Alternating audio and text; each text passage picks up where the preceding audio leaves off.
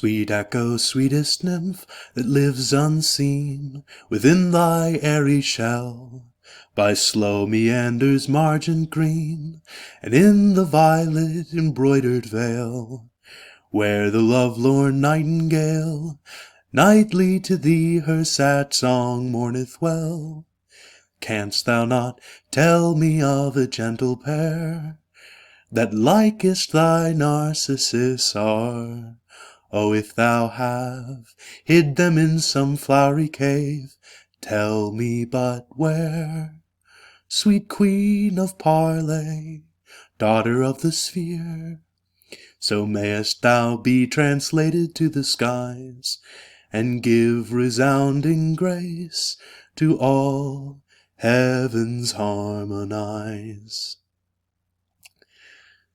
Can any mortal mixture of earth's mould breathe such divine enchanting ravishment? Sure something holy lodges in that breast, and with these raptures moves the vocal air, to testify his hidden residence. How sweetly did they float upon the wings of silence through the empty vaulted night, at every fall smoothing the raven down of darkness till it smiled. I have oft heard my mother Circe, with the sirens three, amidst the flowery kirtled Naiades, culling their potent herbs and baleful drugs, who as they sung would take the prisoned soul and lap it in Elysium.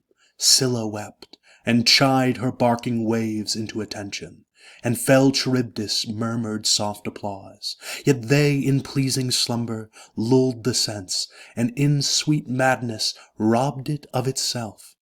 But such a sacred and home-felt delight, such sober certainty of waking bliss, I never heard till now. I'll speak to her, and she shall be my queen.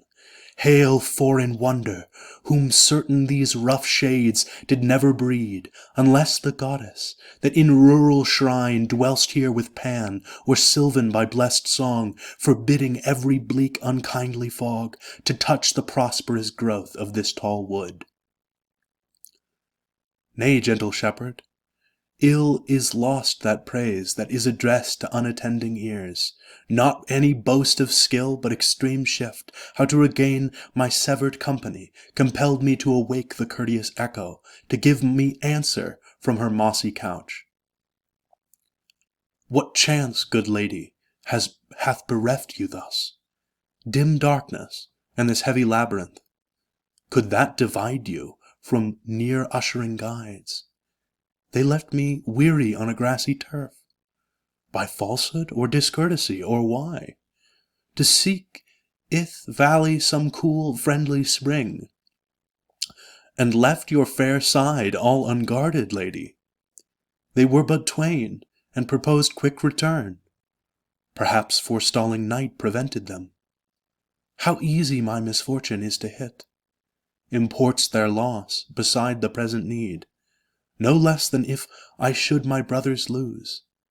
Were they of manly prime or youthful bloom, as smooth as Hebe's their unrazored lips. Two such I saw, what time the labored ox in his loose traces from the furrow came, and the swinked hedger at his supper sat.